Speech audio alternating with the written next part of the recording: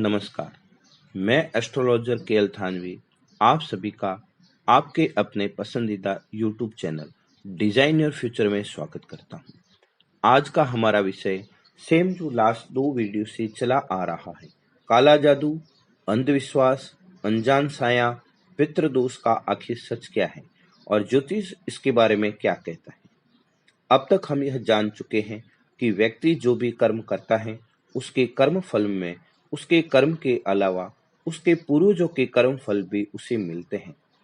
अब वह कर्म फल अच्छे भी हो सकते हैं और बुरे भी हो सकते हैं। किस तरह के फल मिलने वाले हैं या मिलेंगे, ज्योतिष की सहायता से उनके बारे में अनुमान लगा सकते हैं और ज्योतिष के द्वारा हम उन कर्मों के अशुभ फल के प्रभाव को कम कर सकते हैं, क्योंकि भगवान बुद्ध ने कहा है कि दुख है तो दुख का कारण है, और जब आपने वह कारण ढूंढ लिया तो आप उसके उपाय तक भी पहुंच सकते हैं। अब तक हम पितृ ऋण, मातृ ऋण के बारे में विस्तार से समझ चुके हैं। आज की वीडियो में हम कन्या या बहन के कारण और आजन्म कृत्य ऋण के बारे में विस्तार से जानेंगे और उनके निवारण के उपायों पर भी ध्यान देंगे। आशा करता हूं यह वीडियो भी आपको संतुष्टिजनक जानकारी देगा। शुरुआत करते हैं बहन, बेटी, कन्या या सुहासिनी का ऋण।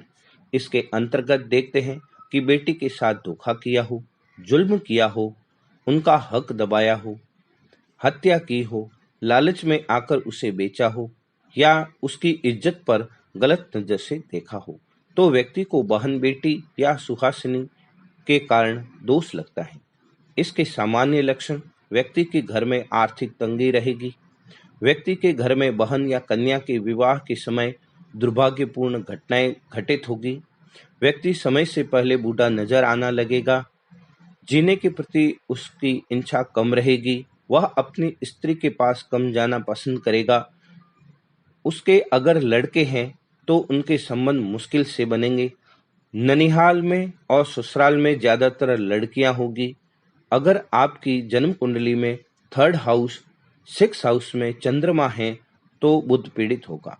इसके निवारण के लिए परिवार के सभी सदस्य पीले रंग की कौड़ियां लें, उन्हें जलाएं और उन कौड़ियों की राख को नदी में बहा दें। साथ ही साथ घर के जितने भी सदस्य हैं एक समान धनराशि, चाहे 1 रुपया हो चाहे 100 रुपया हो, एकत्र करके बुधवार के दिन शुभ समय में 101 कन्याओं को दुर्गा पाठ के बाद हलवा और पूड़ी का भोजन कराकर दक्षिणा दें और कन्याओं से आशीर्वाद लें तो इस ऋण से मुक्ति मिलती है। स्त्री ऋण के अंतर्गत किसी लालच के कारण गर्भवती स्त्री की हत्या की हो या उसे मारा या पीटा गया हो, जन्म कुंडली के दूसरे या 7वें स्थान में सूर्य, राहु, चंद्र या केतु हैं तो व्यक्ति को स्त्री दोष ऋण लगता है। सामान्य लक्षणों में सुख में दुख, मांगलिक बेला में मौत हो जाना, अकारण ही घर में छोटी छोटी बातों पर रोना दिखाई देता है। इसके निवारण के लिए सभी सदस्य समान मात्रा में धन संग्रह करके एक ही दिन एक ही समय में तकरीबन 100 गायों को चारा खिलाए। इसमें एक बात का ध्यान रहे कि गाय का अंग भंग न हो तो इस ऋण से मुक्ति संभव है। अब आजन्म कृत्य ऋण। इसके अंतर्गत ससुराल पक्ष या संपर्क में आए किसी व्यक्ति को धोखा देने से यह ऋण उत्पन्न होता है। और इसके अंतर्गत व्यक्ति उनके खानदान तक को नष्ट कर देना चाहता है। इस ऋण का प्रमुख कारण है कुंडली के बाहरवें भाव में सूर्य, चंद्र या मंगल के होने पर राहु पीड़ित होगा। इसका यह लक्षण होगा कि व्यक्ति के मकान के प्रवेश द्वार की दहलीज के नीचे से गंदा पानी बहता होगा। मकान की दक्षिण दीवार के पास खाली जगह में कोई भट्टी होगी, कंटीली झाड़ियां हो सकती हैं। अगर ऐसा है तो व्यक्ति के सोच समझकर किए गए कार्य में भी रुकावट आने लगती है। अकारण अदालती मामलों में मुकदमा में फंसना पड़ता है और कानून से निराशा हाथ लगती है। इसके निवारण के लिए परिवार के प्रत्येक सदस्य को एक एक नारियल लेकर एक साथ नदी में बहाना चाहिए। ससुराल पक्ष से बनाकर रखें। अनजान ऋण या निर्दयी ऋण, इस श्रेणी के अंतर्गत किसी जीव की हत्या की हो, किसी की दुकान या मकान धोखे से हड़प लिया हो, बांझ स्त्री से जमीन लेकर मकान बनाया हो, निराश्रित को बेदखल कर अपना मकान बनाया हो, किसी सार्वजनिक रास्ते या कुएं की जमीन रोक कर उस पर अपना मकान बना लिया हो, कार्यस्थल पर आग लगने पर बुझाने का साधन ना हो और घर बनाते समय वर्षा आरंभ हो जाए।